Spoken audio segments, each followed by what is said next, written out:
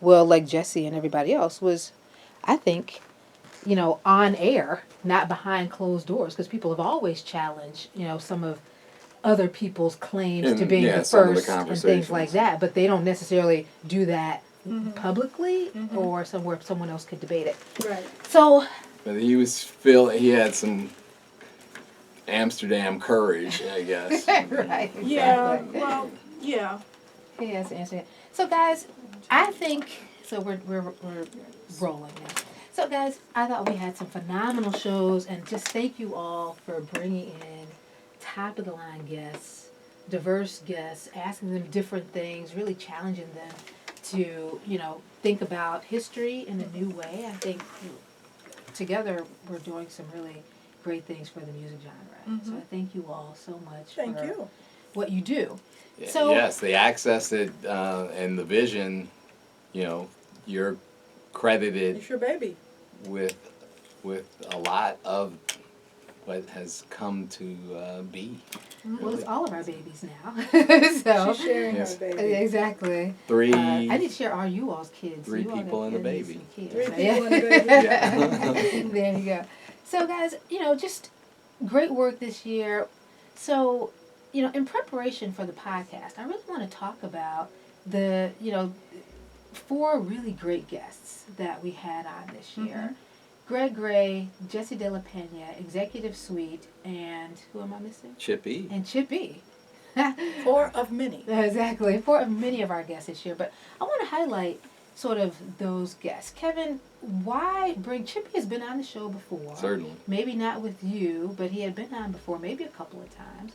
Certainly possible. I can't remember now. Why bring Chip E back in? What was happening? What went on that led you to have Chip in the studio? Well, certainly Chip has continued touring around the world and really built a global following. And so I wanted to understand what, his motivation, his psyche was around continuing to push the limits of the genre and what kind of movement he's feeling, out when he's out touring. And so it was interesting because I was surprised he, set up, as many guests do, that I'm going to bring some controversy or we're going to have a great discussion. And this guy, let me tell you, brought a PowerPoint presentation in that he had presented at the ADE conference in Amsterdam. And the whole premise of that was around, what we were talking earlier about is the timeline and the technicality of what was, in fact, the first house record and what were the characteristics and traits. And he went as far as citing lyrics, right, in these songs as the opportunity to trace and attribute the first house record to something that he created, in fact. I've never seen anyone come to the show attempting to, really go into a true presentation to make an argument, because we don't normally have that kind of thing happen. It was like the house music court, right? Exactly. We haven't had that kind of, I think, in the genre, right? It's a creative art, and so, bringing a PowerPoint with these business case points is really outside of the box of the genre. So it was a very interesting conversation. It was really interesting. Lord, how did you meet Jesse De La Pena? What made you invite him onto the show, given he is a radio professional? Yes. Certainly a legend. What way? Well, I know that Jesse's kind of a fan of the show, and he's told me that on Facebook. He watches it often, and he will chime in. And because he is such a, he's an academic of sorts, in our field. He understands it on a different kind of intellectual level.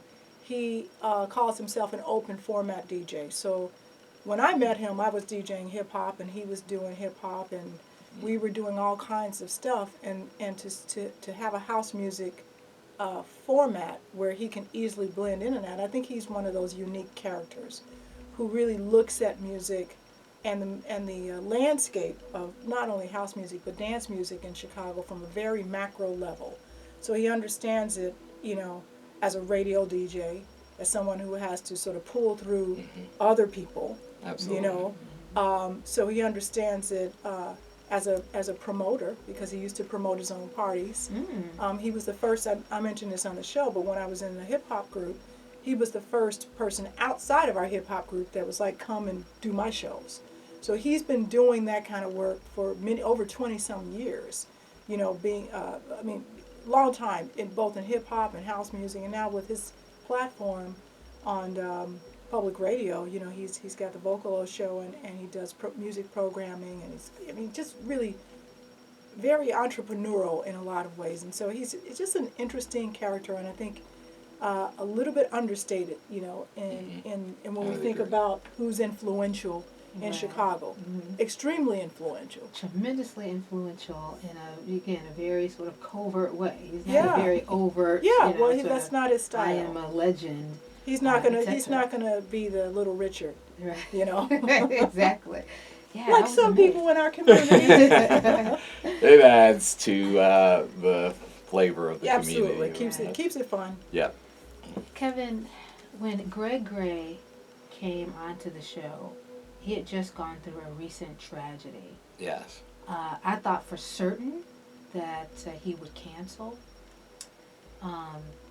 Charles Matlock, big up to Charles. Charles called. He says, "Have you talked to Greg? I see that is Greg supposed to be coming on the show? Did you talk to him? You think he's coming?" And I'm like, "It's Kevin's guest. I'm concerned as well about how he's doing." What did you know about what had gone on? Clearly, you had booked him sometime before. How did you learn about things that happened with him and his need to still want to come onto the show? So it was a time of grief and reflection for Greg. But interestingly enough, at the Chosen Few picnic, 2019 picnic, we spent some time getting to know each other a little more. I think it was right after, in fact, Lowery set, right? He opened, but was hanging around backstage, and we got to chat, and I said, then would really love to have you on the show. And Greg, being the guy he is, said, well, let's absolutely make that happen. Now, the timing at that point wasn't secure, but his commitment was to come on and talk about his career and experiences in the genre of house music. So fast forward to the early fall. In fact, he had lost someone very special to him, and I was hesitant, right, to sort of push and to make sure that this date that became available was still agreeable, but I ultimately let it flow, let the chips fall where they may. He certainly had an opportunity to opt out, and the weekend before the show, he expressed that he really needed to get out and be out and to take his mind off of things and let the music sort of express some of that which he was feeling. And as we heard during his set, it was a elevating but emotional and spiritual set. I mean, he took us, right, zigged us and zagged us, and the part of the show that night where he was on the decks was a great release for him, and certainly for the audience. I think really appreciated seeing him and sort of being there. A lot of people had poured out support and sympathy and such, and so to see him get down was a good feeling that we were able to help him in his time where he was reflective. That's great. Yeah, it's kind of interesting how we could be healing even in sort of just having a conversation or bringing people in and talking to them, allowing them to express themselves the way they'd like to, whether it be music or whether it be a conversation. So I think we were all very lucky to have him come onto the show and be able to share with us. There's no question. And without being cliche, though, you know, the genre common tagline is house is a spiritual thing. Right. And so whether you're playing, dancing, listening, it can be a spiritual Yeah. release for Absolutely. you. So Lori, Executive Suite got a lot of buzz before they came on the show.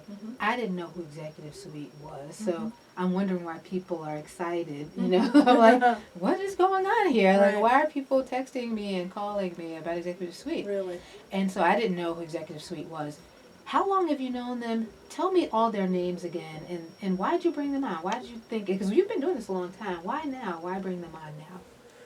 So Pat McCombs and Vera Washington were the two members of the Executive Suite when I met them. DJ Sharon Webb was their first DJ, and she was an original member of Executive Suite. There was one other person whose name I'm forgetting who was also an original member, who we discussed on the show, but she was gone by the time I, as a young person, encountered these promoters. And they were kind of important to sort of in the formative stage of my becoming an adult, you know, and sort of venturing out in the various sort of groups that I used to associate with in the dance community. So there was the house heads, you know, which were the chosen few, you know, rude boys, doctors, you know, Vertigo, sort of our little coterie, all those, just us, you know, so many groups, and our little DJ cliques that were a part of that scene. And then there was and that was kind of the youth, you know, sort of everything goes scene. So it was mostly straight, but you'd have a few gay people and a lot of closeted people sort of in that scene. And then you had like very out gay men, and then you had like out lesbians. And all these people were listening to very similar music. So you could go to different parties and you would hear similar sets. So Wayne Williams was one of their DJs, and he would spin at Executive Suite parties. So they came of age.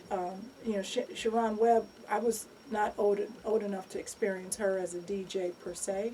So when I came, it was a little bit later, like in the mid '80s, and they were jamming. They were doing house music, but it was a very exclusive. I wouldn't say exclusive as they excluded people, but it was 99% women, you know, in those parties. So I would venture into those, you know, when I wasn't doing other stuff. Now I'll remind you, I used to go out every night of the week.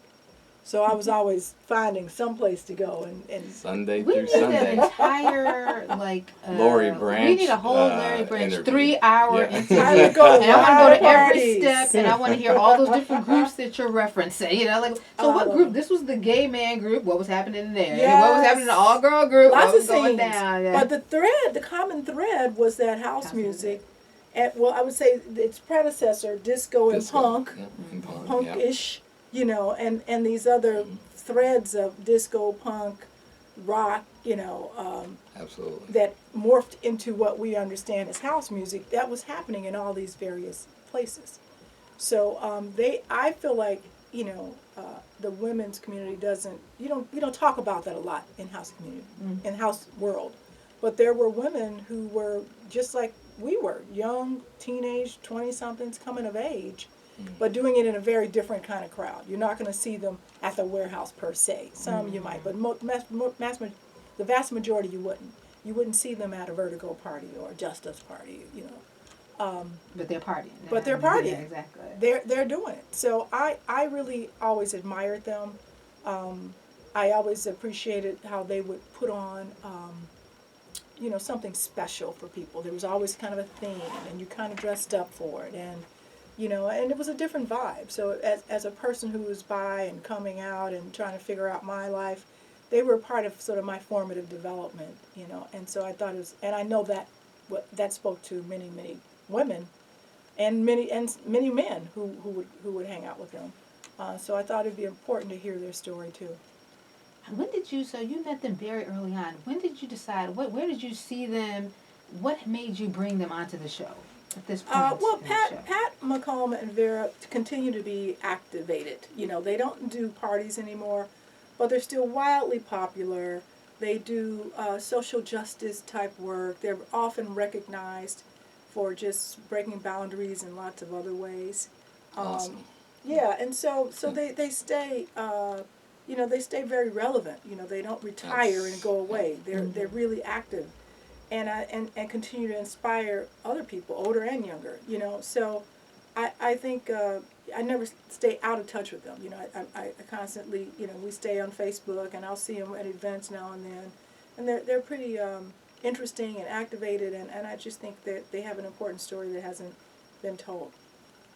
Well, it was great to see them and their artifacts, which I didn't get to spend as much time with. They There were got so lots many of 'em. people. Yeah. I want to certainly reach back out to them. Executive Suite, we want you to come back onto the show very soon with all those artifacts. I want to talk about each of them, which we really didn't get a chance to do That would be great. that much. And now we want to do more of that in 2020. Talk about artifacts directly, so people are bringing things in, so they Yes. know exactly what the Modern Dance Music and Research and Archiving Foundation really wants to do, is preserve those artifacts so nothing happens to them, and people can study and research them in the future. So I'm going to go back to all of these guests again. Yeah, it looks like he's gone. Is it 9 o'clock? Yeah. Where's Speedy Girl? She's off Speedy is today. off. She's Well, off who's today. who's doing her show? We're We gonna. are going to take some of her show, so we can throw a mix on or Is something. there? Right, is I'm the, gonna throw. He's going to throw a mix on. I'm just All saying. right, we'll be right back, guys. Yeah, I was gonna put Steve's. There's a Steve Hurley medley thing Is on Mixcloud.